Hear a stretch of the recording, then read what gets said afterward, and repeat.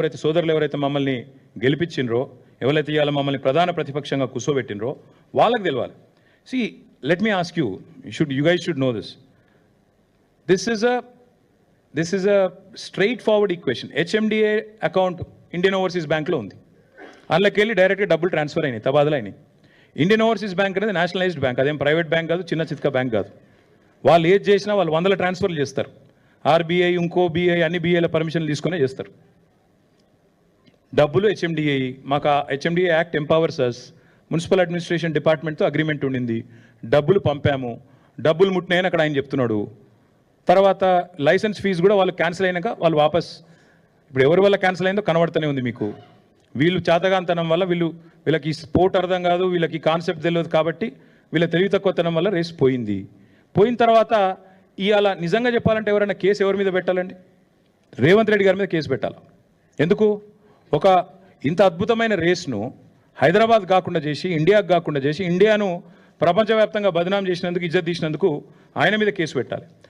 నేను ఊరికే అంటలేను, మీరు చూడండి. ఇగో this is report, international report again. దీని క్యాన్సిలేషన్ వల్ల ప్రపంచవ్యాప్తంగా మనకు సిగ్గు. It is a shameful thing.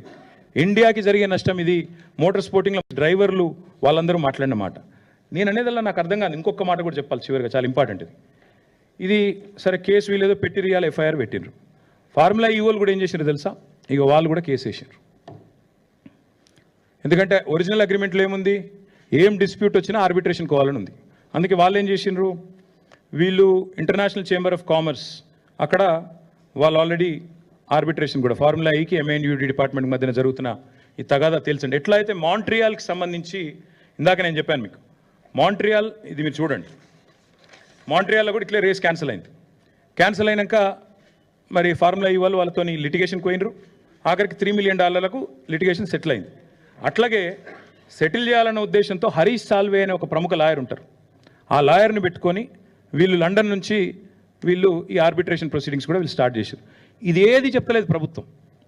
Formula ఈ వాళ్ళు వీళ్ళ మీద కేసు పెట్టింది చెప్తలేరు, పైసలు అడుగుతుందో చెప్తలేరు, ఎందుకు రేసు పోయిందో చెప్తలేరు, ఆ పైసలు నిక్షేపంగా ఉన్నాయి, మొదటి 2 ఇన్స్టాల్మెంట్లు అక్కడనే వాళ్ళ దగ్గర ముట్టినాయి అని వాళ్ళు పంపిన రిసీట్లు చూపెడతలేరు. 3వ ఇన్స్టాల్మెంట్ మీరు కట్టలేదు కాబట్టి రేస్ క్యాన్సిల్ అవుతుందని చెప్తలేరు. ఆఖరికి ఎఫ్ఎంఎస్సిఐ దగ్గర వచ్చిన పైసలు, వాపసు వచ్చిన పైసలు అవి తీసుకుంటందుకు కూడా వీళ్ళు ముందుకు వస్తలేరు. This is the fact of the matter. ఇందులో ఇప్పుడు కరప్షన్ ఎక్కడుంది, కాకరకాయ ఎక్కడుంది, కేసు ఎక్కడిది, మన్నెక్కడిది నాకైతే అర్థమవుతలేదు. ఇక మీకేమైనా అర్థమైతే నాకు తెలియదు. కానీ ఇందులో ఏసీబీ అట. ఏసీబీ అంటే ఏంటంటే యాంటీ కరప్షన్ బ్యూరో. కరప్షన్ లేనప్పుడు ఏసీబీ ఎడికి వస్తుంది?